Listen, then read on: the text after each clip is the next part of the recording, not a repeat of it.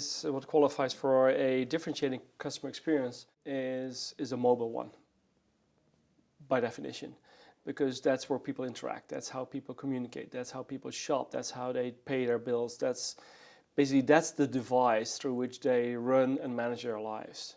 Then the only way to differentiate yourself is in a service, in our view, that has the 4 qualifications, as we call them. The first one is it's got to be personal, it's got to be relevant, it's got to be instant, and it's got to be seamless. Now, personal, I think we all have our fair share of notifications of what companies offer you on mobile. It's not how it works. Personal is that you have to know and understand the customer, then you can make it personal.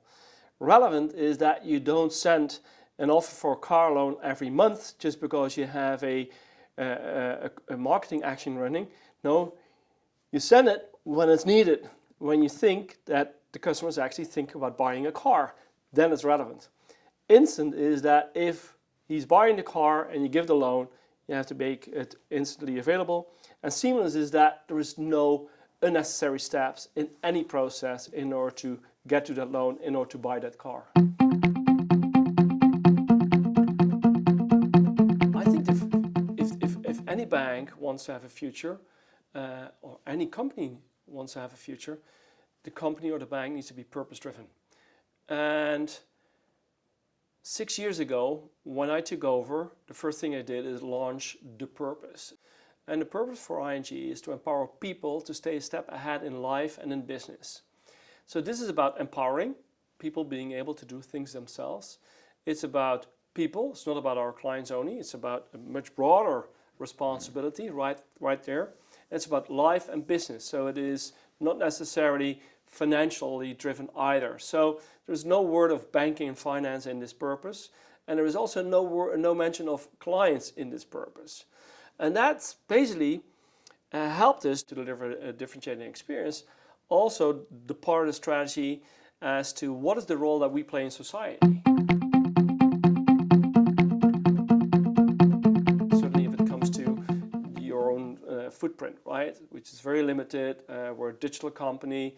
We don't have a lot of waste. We don't use a lot of energy like other industries do. So the biggest impact for us is in the secondary effect, which is on the secondary footprint that we have, which is the footprint that we support through our lending activities, for example. And that's how we got to how can we actually incentivize our customers to decrease their footprint in line with the Paris Accord. Because our impact on society is much bigger through our clients than through what we individually as a bank can do.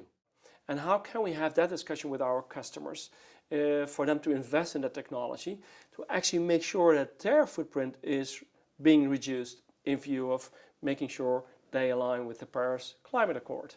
I actually have an open commitment out there that we will develop our indirect footprint, our secondary footprint, in line with the Paris Climate Agreement. So that's our external commitment. And we're transparent about reporting our progress on it. And so we also show the accountability for it. When we launched our strategy 6 years ago, and we basically indicated that our future is on the experience side.